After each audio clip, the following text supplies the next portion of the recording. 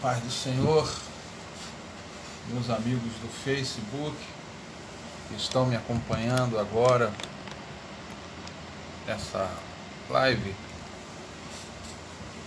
como eu havia prometido, embora com um certo atraso. Eu quero agradecer a Deus por esta oportunidade que me é dada para aqui poder passar para os irmãos a continuação da mensagem que foi iniciada no culto de Santa Ceia, domingo passado, em que estivemos ali falando sobre os cultos que nos pioram. Aqui, o texto base que eu usei, ele está lá na primeira carta de Paulo aos Coríntios,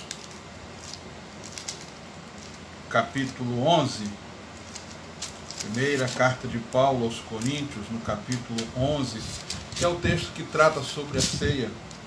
Diz assim: porquanto, nisto porém que vou dizer-vos, não vos louvo, porquanto vos ajuntais não para melhor, senão para pior. Quer dizer, qual é o nosso entendimento? Que tem culto que me piora, cultos que me atrapalham. Quem estava lá no domingo e verá que nós tratamos de três cultos a princípio: o culto de Caim, o culto de Davi e o culto do fariseu. Ali tivemos a preleção. Quem também tiver interesse em ver esse assunto, eu tenho um blog do Fábio Miguel, onde nós ali estamos tratando disso também. Depois eu passo certinho o endereço desse blog. Então eu quero abençoar aí a vida dos irmãos que já estão mandando mensagem aqui. Nossa irmã Késia, que está nos assistindo, a Briana, nosso irmão Onésimo Conrado, irmã Luzimar de Jesus, irmão Felipe Drufayer, pastor Felipe Drufayer, lá da Assembleia de Deus de Madureira, nosso grande sede histórica do nosso ministério. Irmão Onésimo, a paz do Senhor. Deus abençoe nossos irmãos, irmã Joselane Carlos, irmã Vilma Pinho, irmã Edinara Rodrigues, Deus abençoe. Então, eu havia expressado sobre 4 cultos. Então, o culto de Caim, um culto mal oferecido; o culto de Davi, um culto feito de maneira desordenada, sem um padrão agradável a Deus, naquela questão lá da Arca da Aliança, que matou Pérez Uzá; e o culto do fariseu, o culto do hipócrita, o culto que você se exalta em detrimento do teu próximo. Hoje eu vou falar do texto que se encontra lá em Ezequiel, livro do profeta Ezequiel, capítulo 8, livro do profeta Ezequiel, capítulo 8. Diz assim o texto sagrado. É um texto extenso, então vou fazer uma leitura a princípio só da primeira parte. Ezequiel capítulo 8, versículo 7 em diante, que diz assim: e levou-me à porta do átrio, então olhei, e eis que havia um buraco na parede. E disse-me: filho do homem, cava agora naquela parede. E cavei na parede, e eis que havia uma porta. Então me disse: entra e vê as malignas abominações que eles fazem aqui. Depois, meu amado, quando você tiver tempo, medita no todo o capítulo 8. Ele tem um título, na nossa versão que eu uso, João Ferreira de Almeida, Revista Corrigida, editada pela Sociedade Bíblica do Brasil, a edição de 1995, diz assim no cabeçalho: as abominações no santuário. Então, como havia falado, esse culto aqui é o chamado culto oculto. Rapaz, meu irmão, tem um culto escondido, um culto atrás de quatro paredes que ninguém está vendo, que não se dá para perceber, mas que está sendo feito de forma desagradável a Deus? Tem. É quando você começa a perceber se o teu evangelho que você está vivendo, ele realmente é um evangelho devotado a Jesus. Pastor, mas tem pessoa que devota a sua vida na igreja, não a Jesus? Sim. A continuação do texto começa assim, a partir do versículo 10. Entrei e olhei, e eis que toda forma de répteis e de animais abomináveis e de todos os ídolos da casa de Israel estavam pintados na parede em todo o redor. Versículo 11. E 70 homens dos anciãos da casa de Israel, com Jazanias, filho de Safã, que se achava no meio deles, estavam em pé diante das pinturas, e cada um tinha na mão o seu incensário, e subia uma espessa nuvem de incenso. Então me disse: viste, filho do homem, o que os anciãos da casa de Israel fazem nas trevas, cada um nas suas câmaras pintadas de imagens? E eles dizem: o Senhor não nos vê. Preste atenção nisso. O Senhor não nos vê. O Senhor abandonou a terra. Essa é a primeira revelação que Ezequiel tem. Então, o que Deus manda ele fazer? Deus manda Ezequiel ir ao templo. Ele vai ao templo. O templo é o lugar da adoração a Deus. O templo é o lugar do culto a Deus. É o lugar da presença de Deus, onde o povo se encontra com seu Deus. É o templo. Guarde isso. O templo de Deus é o lugar onde Deus se encontra com o seu povo. E aí você começa a observar o seguinte: Ezequiel entra no templo. Ele entrou. Está vendo aquela parede ali? Deus mostrou uma parede no templo para ele. E ele percebeu um buraquinho na parede. Aí Ezequiel falou, Deus falou para Ezequiel: cava agora. Ele cavou naquele buraco e apareceu uma porta. Já viu lá em Apocalipse, quando Jesus diz para a igreja em Laodiceia: eis que estou à porta e bato? Interessante, dentro do templo tinha uma porta que estava escondida. Uma porta escondida. Vamos começar a fazer as comparações. Pedro, o apóstolo, afirmou que a igreja é o templo de Deus, que nós somos pedras vivas. As pedras que edificam uma casa, nós somos pedras que edificam a casa de Deus. Então eu começo a falar aqui de uma casa espiritual, não o templo. Vamos começar pela casa espiritual. Comparando, Ezequiel viu um templo na visão, e Paulo fala que a igreja é o templo do Deus vivente. Pedro também afirma que nós somos um templo para Deus. Pedro também afirma que nós somos sacerdotes, um reino sacerdotal. A primeira revelação aqui, no versículo 10 ao 12, fala de homens, anciãos da casa de Israel. É interessante, aqui são os 70 anciãos, 70 anciãos. 70 anciãos. Parando aqui rapidinho, dá a paz do Senhor para os irmãos que continuam entrando, irmão Paulo Marques, a irmã Joselane, Carlos Silva, nosso irmão evangelista Vanderlei Rocha, que está nos assistindo. Deus abençoe, irmão Vanderlei. Que Deus abençoe a cada irmão que está assistindo. Então, Ezequiel vê um buraquinho na parede. Olha, gente, se nós vivemos um evangelho de hipocrisia, se nós vivemos um evangelho de aparência, se nós vivemos um evangelho em que a gente diz que a gente serve a Jesus, mas dentro a gente pratica outro tipo de prática religiosa, tá? Vou avisar uma coisa para vocês: Deus não aceita sincretismo religioso. O que é o sincretismo religioso? É quando a gente mistura as coisas. Aí, meu amigo Eduardo Medeiros, Deus te abençoe, amigo de seminário, Deus te abençoe, Eduardo.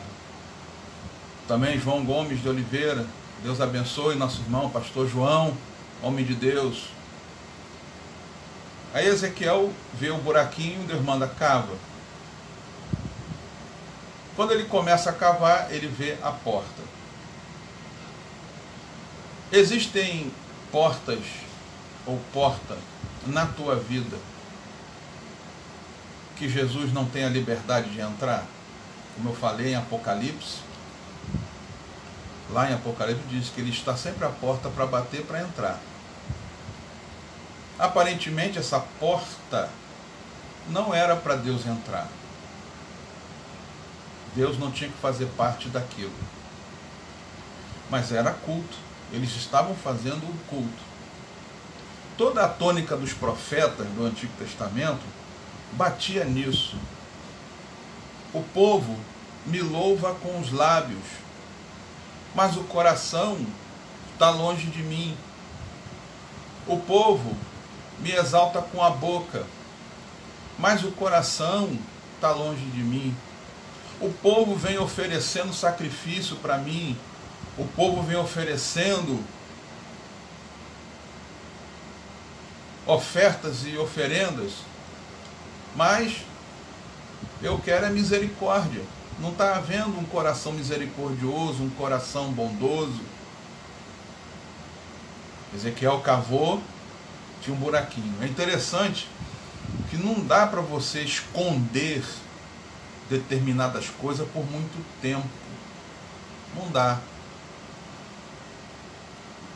Não dá para você. E às vezes eu me espanto com o espanto de alguns irmãos quando sabe que, fulano, cicrano, beltrano deixou a igreja. Então, de repente, do nada, olha, existe um processo acontecendo por trás. O buraquinho na parede. Se você cavar, você vai encontrar uma situação dentro do coração da pessoa corrompido. Ele está corrompido. Então, em vez de adorar a Deus, ele adora. São pintadas na vida dele. Ele pinta para ele imagens que vão lhe agradar. Ele não se conforma com a verdade escriturística. Paulo alertou aos crentes, ao pastor Timóteo, que haveriam tempos em que os homens se tornariam amantes de si mesmos. Aí vamos falar, pastor, mas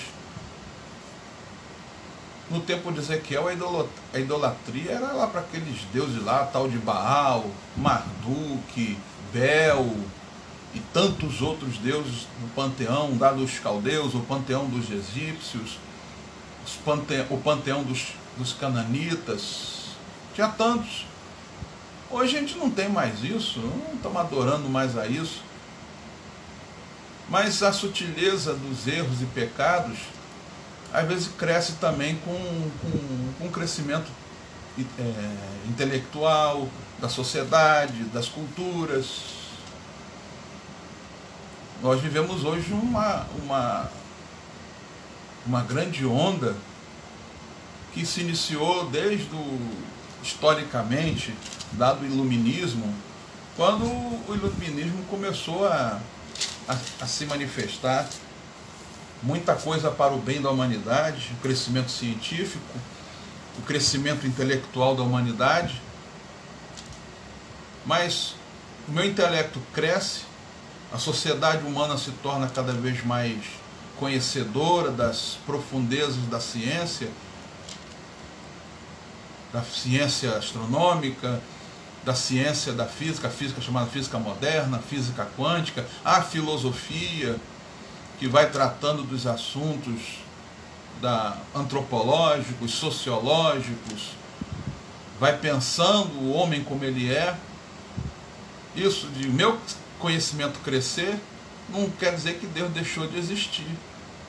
Não quer dizer que aquilo que é real e verdadeiro agora deixou de ser real e verdadeiro.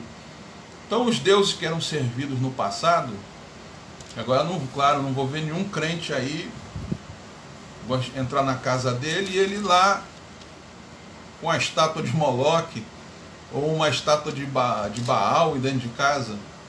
Os deuses são outros agora.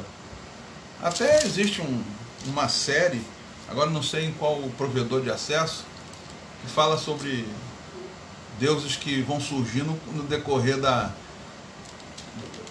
o mundo vai evoluindo, os antigos deuses vão brigar com os novos deuses. Tem uma série de TV que fala sobre isso. Os novos deuses vão aparecendo. E uma das coisas que eu observo muito é a questão do humanismo, né? A gente volta a querer centralizar o homem como origem de todas as coisas. E retirar a figura de Deus da equação que a gente vive. Então, lá eles pintavam ídolos, animais. Hoje a gente pinta outras coisas nas nossas paredes internas da nossa vida, e a gente vai reverenciando isso em nossa vida, em detrimento de uma vida de santidade, em detrimento de uma vida buscando a Deus, em detrimento de uma vida buscando ao Senhor. Versículo 10, o profeta viu ali aqueles homens pintados. Interessante, Deus fala as coisas assim tão claramente. Ezequiel está falando de 70 homens. 70. São 70 homens da casa de Israel dentro do átrio interior. Vocês perceberam que no tempo que Jesus veio ao mundo e começou a pregar o Evangelho, ele bateu de frente com o Sinédrio? O Sinédrio resistiu a ele tremendamente. Você vê como é que Jesus chamou aqueles homens? Sepulcro caiado, por fora está bonito, por fora está pintado. Uma certa vez, algumas vezes, eu fui, a gente é uma parte da nossa vida, né, como ministro de Deus, levar o corpo dos nossos irmãos que já passaram para ser sepultados. E eu já entrei em alguns cemitérios, você olha assim, tu vê cada mausoléu bonito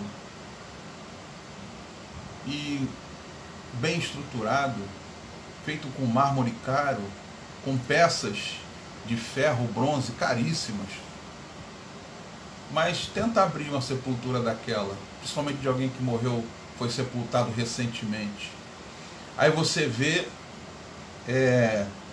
o mau cheiro, a podridão. Jesus batia de frente com aqueles homens e chamou eles de sepulcros caiados, pintados, bonitos por fora, mas por dentro podre, por dentro destruído, por dentro está a morte reinando. O que você está pintando dentro de você? Quais são os seus atuais ídolos em que você substitui a vida com Deus, substitui a presença de Deus, substitui o culto a Deus? O que você está cultuando? Existe a história de Raquel, né? Ela roubou os ídolos do pai, as imagenzinhas pequenas de adoração cananita, babilônica, aqueles ídolozinhos. Você tem ídolozinho na tua vida? Você tem alguma coisa aí que atrapalha teu culto a Deus? Quanto tempo do seu dia a dia semanal você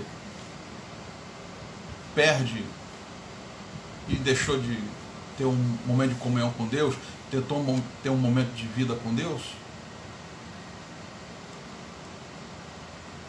E o texto vai falando sobre isso. Pequenos ídolos, né, estão pintados na parede internamente. 70 homens, lá e o Sinédrio era composto de 70, né? Como Jesus atacava aqueles homens?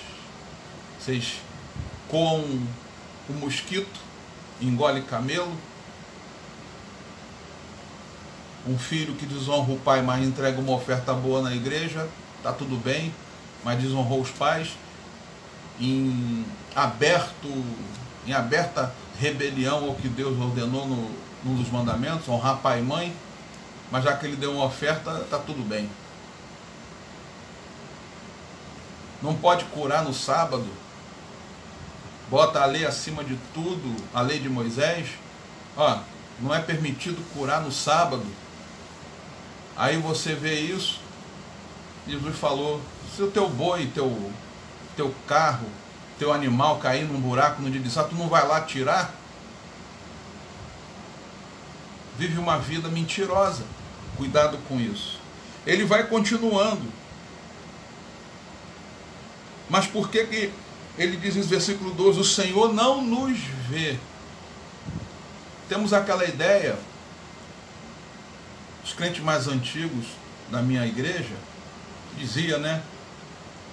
Deus revelava, usava profeta, usava os irmãos em dons de revelação, mostrando coisa errada que crente tinha feito, que tinha praticado, e logo aquilo era exortado a sair daquilo, daquela vida.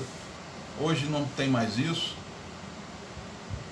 Hoje a minha eloquência, a minha capacidade intelectual, a minha capacidade de discernimento me proíbe de eu ser exortado na igreja. Paulo também da mesma forma alerta a pessoas que teriam coceira nos ouvidos, incômodo nos ouvidos, não querendo ouvir a verdadeira doutrina.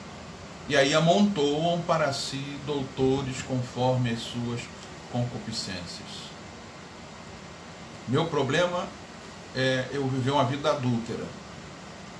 Eu vivo uma vida adúltera. Então não posso me colocar, não aceito, começa a falar sobre isso, me incomoda. Então eu vou procurar um ministério em que adultério é algo aceitável. A minha vida é meio promíscua. Eu não consigo me conter. Eu não aceito, então vou procurar um lugar em que é aceitável a gente ter uma vida. Você tem saúde, você é jovem, isso não tem mais nenhuma importância, o amor de Deus foi derramado, e vive a vida promíscua. Eu preciso ter o meu amuleto, eu preciso ter o meu ídolo especial, ou aquele que me intercede por mim, uma entidade ascensionada, um espírito superior. Porque não dá para eu falar direto com Jesus, então eu falo com o espírito ascensionado. A igreja falando que não pode, eu não vou procurar um lugar que eu consigo ter esse meu culto com os espíritos ascensionados, com os espíritos evoluídos. Eu vou procurando esse tipo de coisa. Deus não me vê, Deus abandonou a terra. Esse ambiente agora não aceita mais Deus. E o pior de todos os ídolos, irmãos, é aquele quando eu imagino que o homem é o centro da coisa. Não um homem em particular, mas a ideia que eu tenho de que a humanidade não tem mais necessidade de ter um Deus que lhe preste, que eu presta culto a Ele. Eu vá prestar culto a Ele. Eu não tenho mais necessidade disso. Uma sociedade materialista, uma sociedade vinculada aos bens de consumo, vinculada à carnalidade. Como diz o ditado popular, compra óleo de peroba para passar na cara porque está tranquilo, vive aquela vida dissoluta e está ali na igreja. Ele vai continuando, versículo 14, e levou-me à entrada da porta da casa do Senhor que está da banda do norte, e eis que estavam ali mulheres assentadas chorando por Tamuz. Tamuz era um deus vinculado à agricultura ou à fertilidade, em que havia um culto, quando terminava a colheita e as plantas morriam, né? Havia esse culto, as pessoas choravam, mas sabendo que no período de ano específico para aquele crescimento de planta, voltaria a ter o crescimento. E eles vinculavam isso a um deus chamado Tamuz. Mais uma vez, é a questão da substituição. Romanos capítulo 1 vai tratar disso com uma clareza tão grande. O primeiro capítulo de Romanos, falando sobre a ignorância do homem no que diz respeito às coisas que Deus faz. Deus afirma que Ele dá a semente à sementeira, dá sol e chuva, dá o crescimento à terra, às determinadas estações e períodos do ano. Deus, Ele dá o alimento a todos os homens. Apesar de toda a dificuldade, tem gente passando fome, mas é impressionante. Existem bilhões, a casa do bilhão, que tem pouco acesso à comida. Mas as estatísticas afirmam que o que é produzido é capaz de alimentar todas as bocas, mas falta comida. Essas mulheres choravam pelo que perece. Chora pelo que tem pouca vida. A palavra de Deus nos afirma: olhai para cima, olhai para Ele, o autor e consumador da nossa fé, não para as coisas que são da terra, não permanecem. A Escritura também afirma: as coisas invisíveis permanecem, as coisas visíveis passarão. Mais uma vez, como eu falei, pastor, mas não tem mais essa idolatria. E é bem distinto aquele que diz que serve não ao Deus de Israel, não ao Deus bíblico, mas vive aquela vida no seu culto. Ele está lá na vida dele, irmão.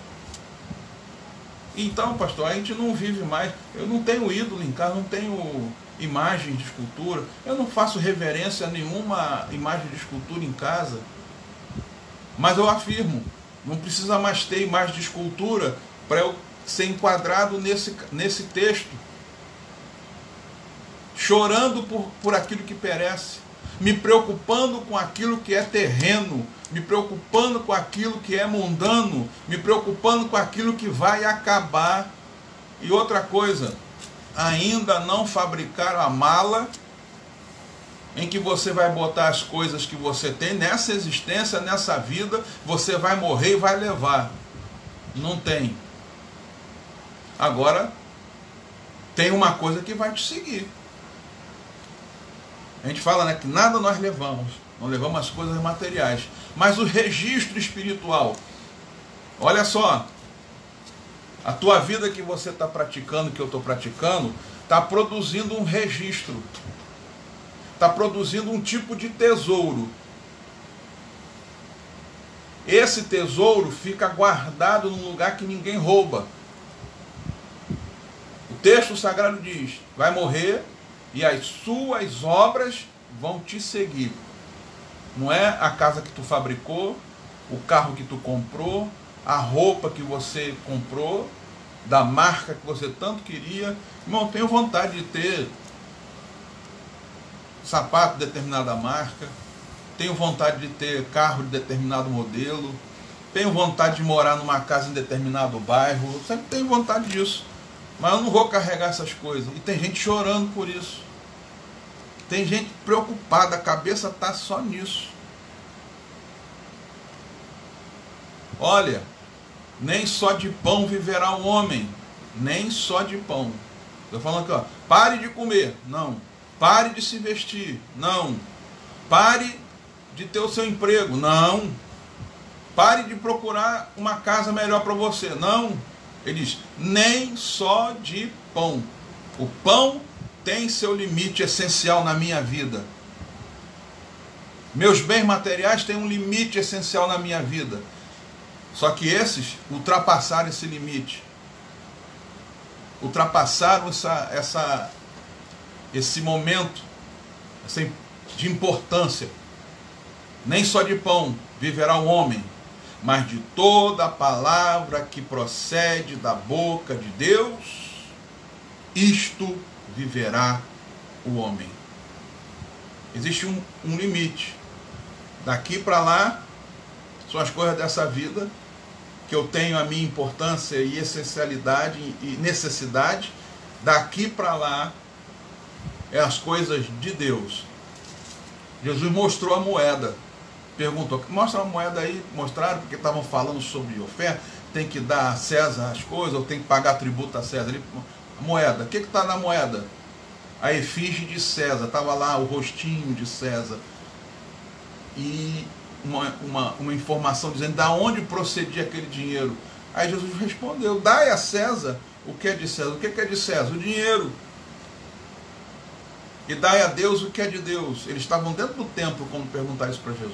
No átrio exterior do templo de Jerusalém, o templo de Herodes. Dai a Deus o que é de Deus.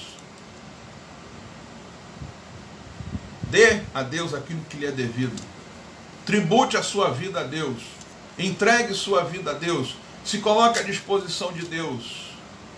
Busca primeiro o reino e as demais coisas vos serão acrescentadas. Mas está chorando dentro do coração, porque nós recebemos uma carga de informação dessa sociedade atual, da importância do consumismo, do teu cabelo tem que estar liso, teus olhos tem que ter uma cor diferente, você tem que usar a roupa determinada, é todo o tempo comerciais informando que você precisa ter isso, aí faz promoção, paga em 24 vezes sem juros, e tem que ter essa ansiedade em ter, quando o Tammuz morre, e é assim que acontece. Tammuz vai sempre morrer. Tammuz, esse Deus aqui, vai sempre morrer. Mas o Deus que tu serve, aquele que crê nele, ainda que esteja morto, viverá. Jesus diz, eu sou a ressurreição e a vida.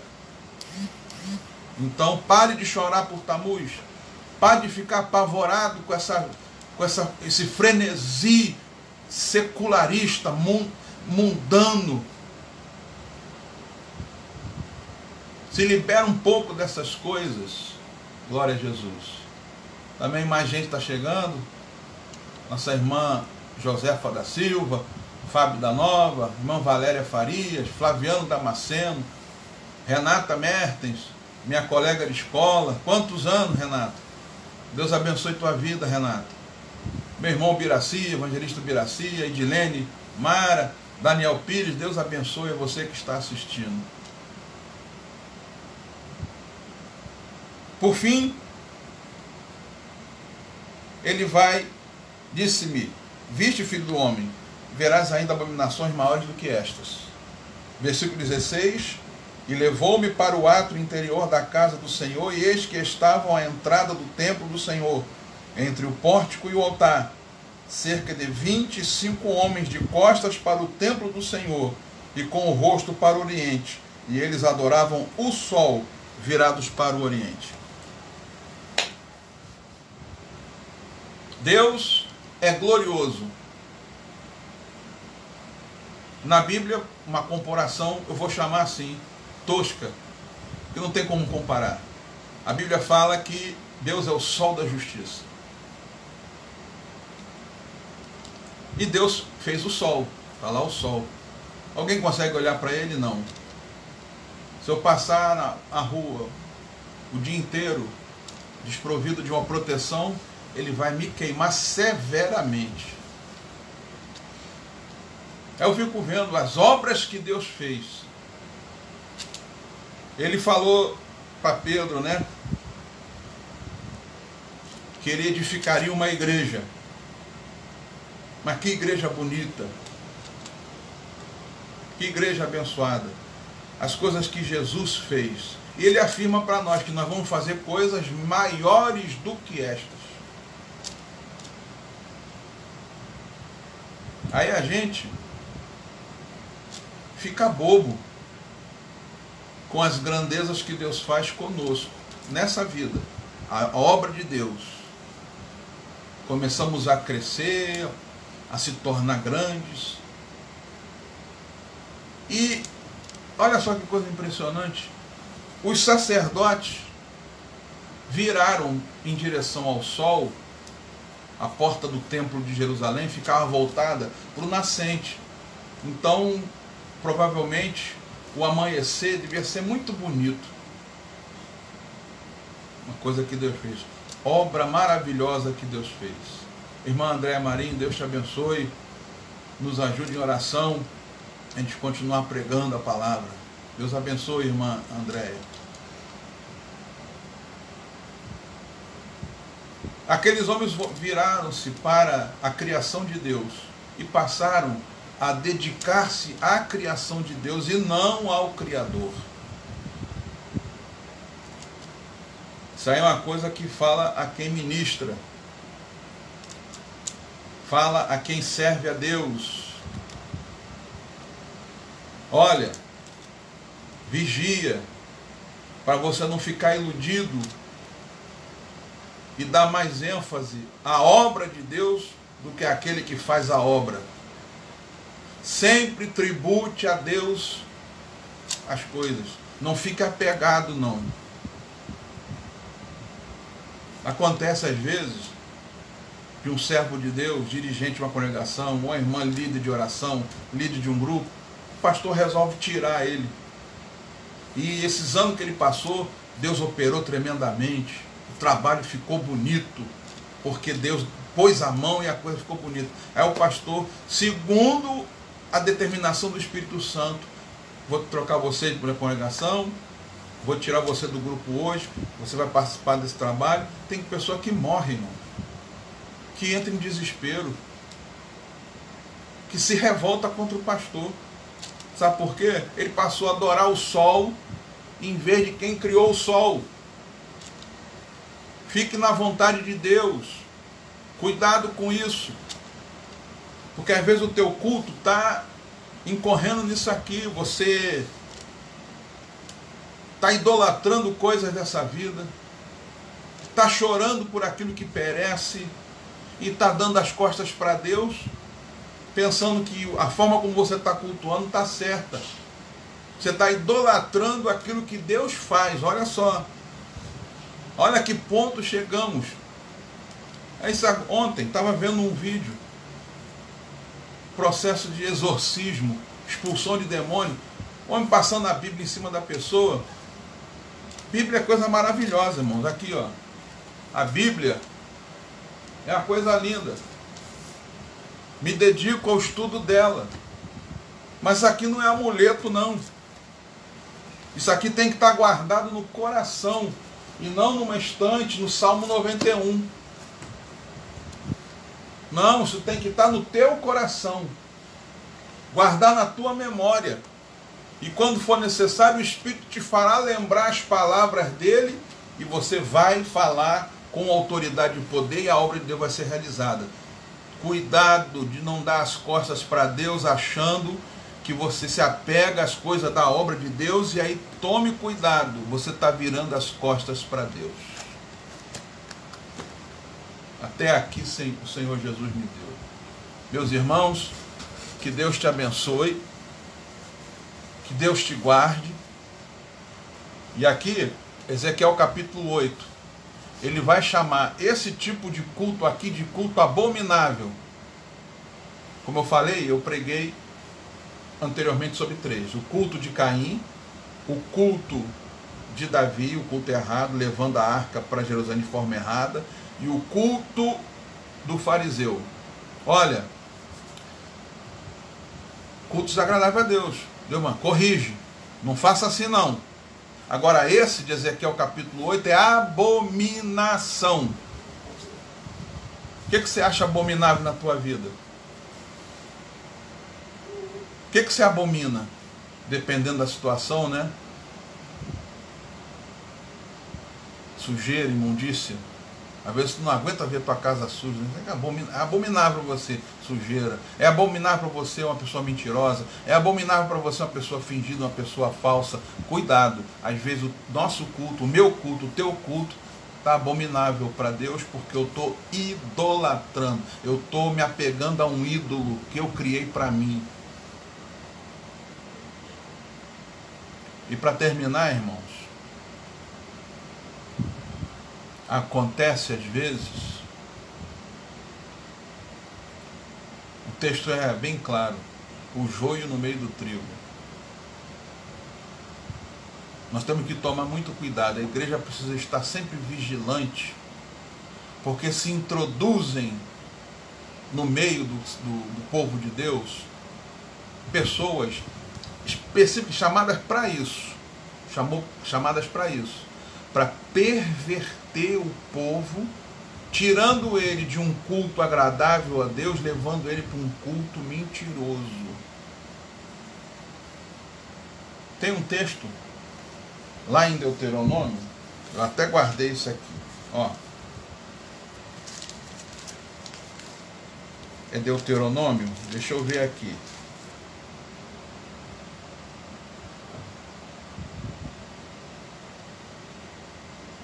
Números 11:4.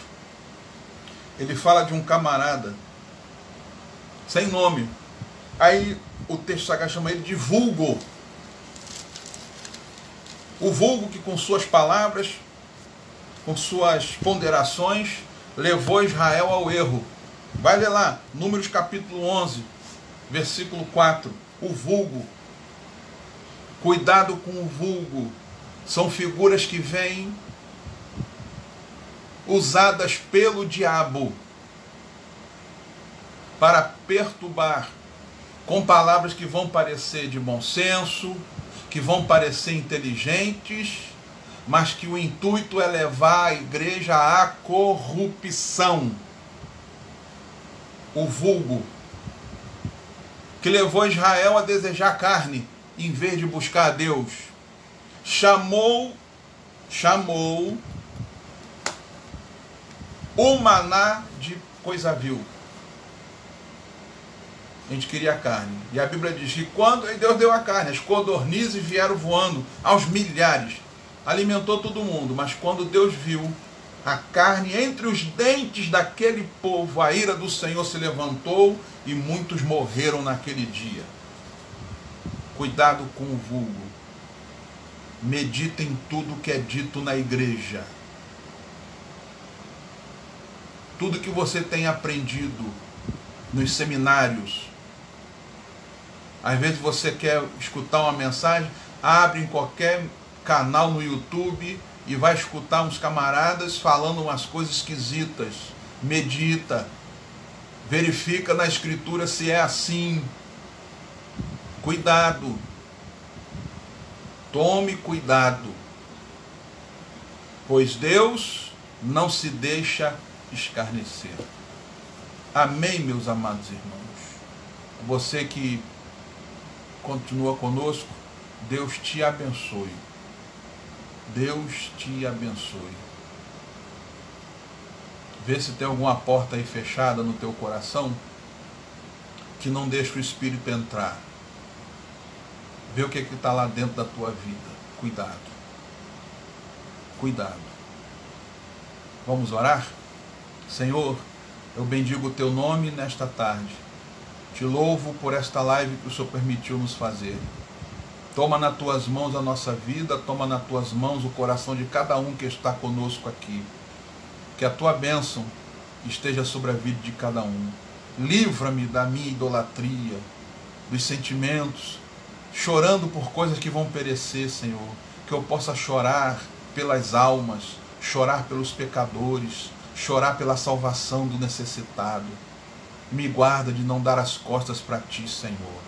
Assim eu te peço, assim eu te clamo, em nome de Jesus Cristo. Meu amado irmão, minha irmã, Deus te abençoe.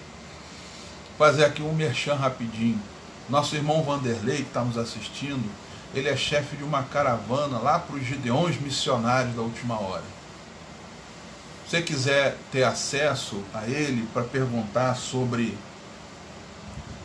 o próximo congresso que vai começar, se não me engano, 29 de abril a 4 de maio. E nós temos uma caravana indo para lá, para os Gideões. Então, se você tiver interesse, fala com o nosso amigo aqui, entre em contato pelo Messenger, pelo Zap, pessoal que tem meu contato, e a gente vamos estar lá. Irmãos, missões é uma coisa que está no coração de Deus. Não escuta a voz do vulgo que vive murmurando. Ele não faz nada para ninguém e murmura de quem faz. Está lá nas Escrituras. Vem e vê. Para de escutar quem nunca foi, que só fica escutando outros malucos do YouTube dizendo coisa maluca. Vem e vê. Vai lá para ver o que é missões. Quantas almas estão sendo ganhas para Jesus.